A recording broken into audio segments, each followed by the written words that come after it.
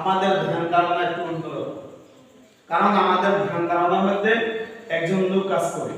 আপনি যাকাত দেওয়ার নিয়ত করেছেন, তখন ওই বান্দার বিরুদ্ধে 70 জন শয়তান লেগে যায়।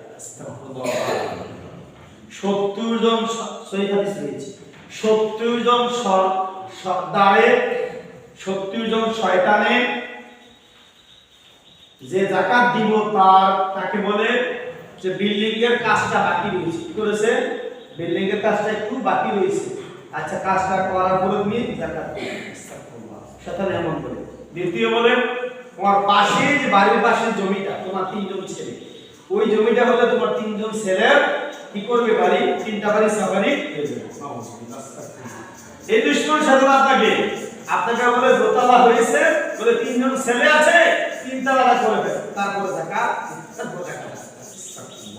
শয়তান আমাদের কিভাবে শত্রু লেগে থাকে? রাসূল সাল্লাল্লাহু আলাইহি হাদিস, সহিহ হাদিস তো নবীজি বলে দিয়েছেন যে 70 জন শয়তান লেগে যায় যে যাকাত দেওয়ার নিয়ত করে তার বিরুদ্ধে। অর্থাৎ তাকে কিভাবে যাকাত থেকে বিরত রাখা যায়?